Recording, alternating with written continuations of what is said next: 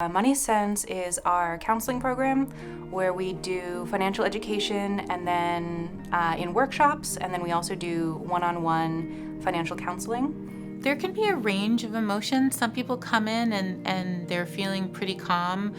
I would say that most clients feel much better after they've come in and spoken to us, because really part of our job is to kind of demystify what's happening to them and set up an action plan so that they can reach either their financial goals or struggle less with the debt load that they're carrying. And so hopefully they walk out of there feeling much calmer than they did when they were coming in. I try to encourage people to make small changes, to start, saving just a little bit, rather than feel like they have to cut their spending entirely and they can't do anything that they enjoy that costs money. I do see a lot of folks who are already in trouble. So folks carrying credit card debt over $20,000 and trying to figure out how they can manage the repayment of that debt. I see some folks who have actually sort of come up with a plan, and they meet with me to check in and see if I have any better advice to offer them, and it's sort of a green light for them to move forward. I recently had a conversation with my dad that I didn't know about this, but one of the cars they got when I was in high school was 25% interest rate on it because they just had a terrible credit score.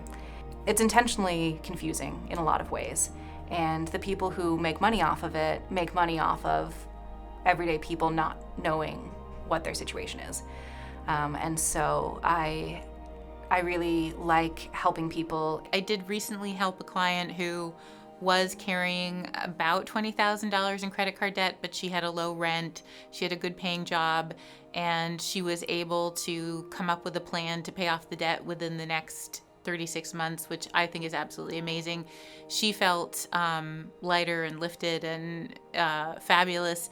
And I think that once there's a plan in place, or once that person has processed their particular financial situation, they just feel better.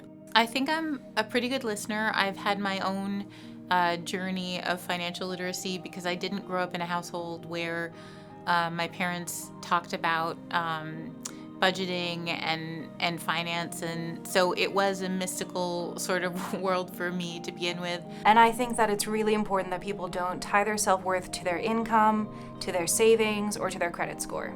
I think it's important to know that people aren't poor because they want to be, and people aren't in debt because they want to be.